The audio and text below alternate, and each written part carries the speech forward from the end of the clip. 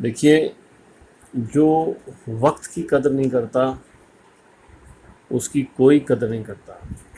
समय एक बहुत ही मूल्यवान और एक कदर करने वाली संपत्ति कहूँगा मैं उसको, सब प्रॉपर्टी लाइक। चाहे हम छात्र जीवन में हों, चाहे सामान्य व्यवहार में हों, या हम आप किसी व्यवसाय में हैं या नौकरी में हैं, हमें अपने समय की हमेशा कदर करनी चाहिए। वक्त जो है, ये समय जो है, ये सामान्य रूप से सभी को पता ही है कि वक्त किसी के लिए ठहरता नहीं है। लेकिन आप वक्त के हिसाब से अगर अपना जो भी आपकी क्रियाएं हैं या जो भी आपके काम है, अगर उसको मैनेज करते हैं, तो शायद आपका काम आसान ही नहीं होता, बल्कि आपकी सफलता भी बहुत ज़्यादा सुनिश्चित होती है। स्टूडेंट्स के लिए तो टाइम मैनेजमेंट बहुत ज़रूरी है, ये सभी जानते हैं। अगर आप टाइम के हिसाब से अपने आप को मैनेज नहीं करेंगे, इस टाइम से शेड्यूल नहीं बनाएंगे, तो आप ये मान के चलिए कि जो समय आपके हाथों से निकल गया उसको वापस लाना बहुत मुश्किल है। और मुश्किल क्या, असंभव है।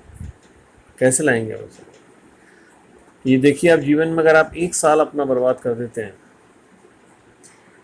मिसमैनेज टाइम के हिसाब से। मिसमैनेज टाइम का मतलब ये है कि आपको पता नहीं है सिलेबस क्या है आपके एग्ज़ाम का, कौन से एग्ज़ाम आप दे रहे हैं, कैसे अपना टाइम टेबल बनाना है, क्या शेड्यूल है, कैसे बुक्स को मतलब प्लानिंग करनी है, कैसे गाइड करनी है, क्या कोचिंग है। तो आप समझ लीजिए कि आप अपने जो बैचमेट्स हैं उनसे 1 साल जूनियर हो गए, प्लस नेक्स्ट ईयर भी आपकी कोई संभावना नहीं है, कोई ऐसा एक्सपेक्टेशंस नहीं है कि आप सफल होंगे।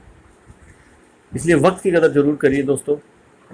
जितने भी स्टूडेंट्स हैं, चाहे वो यूपीएससी के हों, चाहे स्टेट सर्विस कमीशन के हों, या और किसी एग्ज़ाम के हों, स्टेट पब्लिक सर्विस कमीशन के हों, मैं सभी से एक बात कहता हूँ कि सबसे पहले आप ये डिसाइड करिए कि आपको कौन सा एग्ज़ाम देना है, उसके सिलेबस क्या है, कितना टाइम आप एटलीस्ट उसमें डिवोट कर सकते हैं। एटलीस्ट का मतलब ये नहीं 1-2 घंटे, जैसे 5 या 6 घंटे एक एवरेज टाइम जो है प्रिपरेशन के लिए बहुत ज़रूरी है। उसमें आपको ये ध्यान रखना है कि मेरी कैपेसिटी क्या है, मेरी इंटरनल जो पावर है वो क्या है। यानी कि जैसे कुछ बच्चों को या स्टूडेंट्स को देर तक बैठ के पढ़ने में कोई दिक्कत नहीं होती।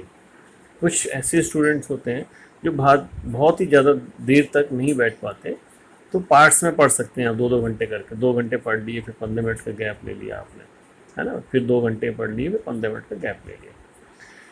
लेकिन ये ज़रूरी है कि आपको with in the period of time, जो भी टाइम आपने डिसाइड किया है, उसमें उस पोर्शन को ख़त्म करें।